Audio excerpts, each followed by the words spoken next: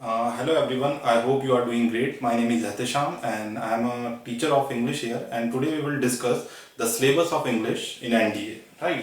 तो सबसे पहले हम देखेंगे कि एनडीए में आता क्या क्या है। एनडीए में आपको क्या है, पैसेज मिलेगा, कॉम्प्रिहेंशन मिलेगा, ग्रामर से रिलेटेड कुछ कॉमन एरर्स मिलेंगे, स्पॉटिंग द एरर्स होंगे, सिनोनिम्स एंटोनिम्स का एक बहुत अच्छा रोल रहता है, फिल इन द ब्लैंक्स आते हैं, पैराजंबल आते हैं, सेंटेंस इंप्रूवमेंट आते हैं, राइट।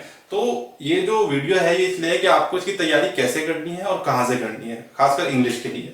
तो कॉम्प्रिहेंशन जो होता है, अब बिल्कुल भी पैसेज एग्जाम में जो पैसेज आता है, कॉम्प्रिहेंशन आता है, वो ऐसा नहीं आएगा कि जैसे कि हमने स्कूल में पढ़ा था कि फटाफट हमने एक पैसेज पढ़ा और उसके बाद मैडम ने जो है उसमें आंसर लगवा दिया और हमने लिख लिया। नहीं, आपको जो है पूरे अच्छे से बिल्कुल अंदर खोज के आंसर निकालना पड़ता है, राइट। उसके लिए आपको क्या करना होगा, न्यूज़पेपर वगैरह पढ़ना पड़ेगा या फिर कुछ नॉवेल्स वगैरह है, उसकी आपको हैबिट बनानी पड़ेगी। ऐसा नहीं होगा कि आप जब एग्जाम में बैठेंगे तभी आप उसे पढ़ेंगे और फटाफट उसकी हिंदी निकाल लेंगे और उसके बाद वो हो जाएगा। नहीं, बिल्कुल नहीं।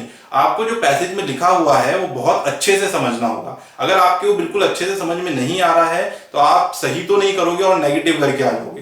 तो मैं ये करूंगा कि आप रीडिंग हैबिट डालो, ज्यादा से ज्यादा चीजों को पढ़ो। न्यूज़पेपर अगर आपको वैसे तो रिकमेंड किया जाता है कि आप द हिंदू पढ़ो, लेकिन आपको द हिंदू थोड़ा हार्ड लग रहा है, थोड़ा बड़ा लेंथी लगता है, तो आप किसी भी लोकल न्यूज पेपर से शुरू कर सकते हो, टाइम्स ऑफ इंडिया वगैरह से शुरू कर सकते हो, लेकिन पढ़ना तो पड़ेगा ही। जब तक आप न्यूज़पेपर या इंग्लिश में कोई नॉवल वगैरह या कुछ नहीं पढ़ोगे तब तक नहीं होगा। अगर आपकी बहुत ही ज्यादा इंग्लिश बहुत ज्यादा बेसिक है तो आप NCERT 7th 8th 9th 10th इनकी बुक्स को पढ़ो, उससे भी आपकी रीडिंग हैबिट बहुत अच्छी बढ़ेगी, राइट। कम से कम एक तो आता है, कभी कभी दो भी आ जाते हैं पैसेज, राइट। उसके बाद ग्रामर की मैं बात करूं तो पूरा पार्ट्स ऑफ स्पीच है, टेंस है, एक्टिव पैसिव है, डायरेक्ट इनडायरेक्ट है, ये सब चीजें आपको पूरी अच्छी तरीके से पढ़नी पड़ेगी जो आपको पढ़ाई जाएंगी, राइट। तो उसे अच्छे से आप उसका नोट्स बनाओ और बिल्कुल ऐसे नहीं कि रूल्स की तरह रटना है, उन्हें अच्छे से समझना है कि वो बोलना क्या चाहता है। तभी आप क्या करोगे कि जब आपके सामने स्पॉटिंग द एरर आएंगे तो आप फट से आप उसमें वहां क्या करोगे, एरर फाइंड कर लोगे। लेकिन आप सिर्फ जब अगर उसमें हिंदी उसकी इंग्लिश में पहले हिंदी ट्रांसलेट करोगे, फिर ट्यूनिंग देखकर आप उसमें अगर उसमें आंसर मार रहे हो तो आप उसे सही नहीं कर पाओगे। उसे आपको अच्छे तरीके से डीपली पढ़ना पड़ेगा, प्रैक्टिस करनी पड़ेगी। इंग्लिश में पढ़ने से ज्यादा प्रैक्टिस है।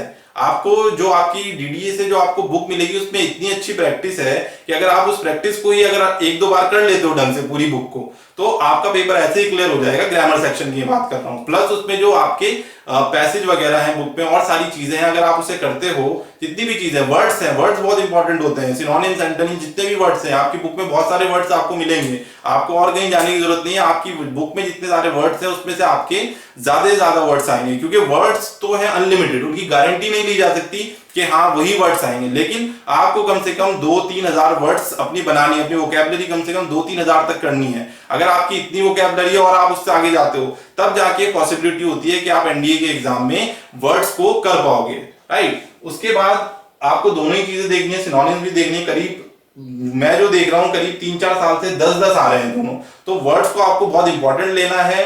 सिर्फ आप ये नहीं कि आपने नाउन पढ़ लिया, प्रोनाउन पढ़ लिया, ग्रामर पढ़ लिया, आपका पेपर क्लियर हो गया, नहीं, बिल्कुल नहीं। आपको ये पैसेज भी करना पड़ेगा, आपको ग्रामर के क्वेश्चन भी अटेम्प्ट करने पड़ेंगे, आपको कुछ वर्ड्स भी करने पड़ेंगे, तब जाके आपका पेपर क्या होगा, क्लियर होगा। उसके साथ साथ कम से कम 5 फिल इन द ब्लैंक्स आ रहे हैं। फिल इन द ब्लैंक्स में भी ज्यादातर रिलेटेड जो होता है वो वोकैबुलरी से रिलेटेड ही होता है। अगर आप न्यूज़पेपर अच्छे से पढ़ रहे हो तो आप फिल इन द ब्लैंक्स क्या कर लोगे, अच्छे से कर पाओगे। पैराजंबल, पैराजंबल क्या होता है कि आपको कुछ सेंटेंसेस दे दिए जाते हैं, उन्हें वो ऊपर नीचे होते हैं, जंबल्ड होते हैं। आपकी अगर रीडिंग हैबिट अच्छी है तो आप उसे क्या कर लोगे, अच्छे से समझ के आपको सीक्वेंस में आप उसे लगा सकते हो। इसे हम शॉर्ट में PQRS भी बोलते हैं, राइट। आपने अगर आप प्रीवियस ईयर पेपर देखो तो आपको PQRS मिलेगा, जिसे आपको क्या करना होता है, इसके नीचे 4 ऑप्शन दिए होते हैं और आपको अच्छे से पढ़कर उसमें थोड़ी सी ग्रामर की ट्रिक भी आप लगा सकते हो। अगर आपकी ग्रामर की नॉलेज अच्छी है तो ग्रामर देखकर आप उन्हें सीक्वेंस में लगा सकते हो। सेंटेंस इंप्रूवमेंट की बात करूं तो कभी ये आ जाते हैं, कभी नहीं आते। सेंटेंस इंप्रूवमेंट में ये इसी की तरह होते हैं कि आपको स्पॉटिंग द एरर में तो पार्ट बटे होते हैं, लेकिन सेंटेंस इंप्रूवमेंट में कुछ पार्ट या तो अंडरलाइन कर दिया होता है या फिर उसे बोल्ड कर दिया जाता है। तो आपको उस बोल्ड पार्ट को देखना है कि वो गलत है या सही लिखा है, तो नो एरर है, नो इंप्रूवमेंट आएगा। अगर गलत है तो आपको नीचे से उसमें 4 ऑप्शन को करना पड़ेगा, राइट।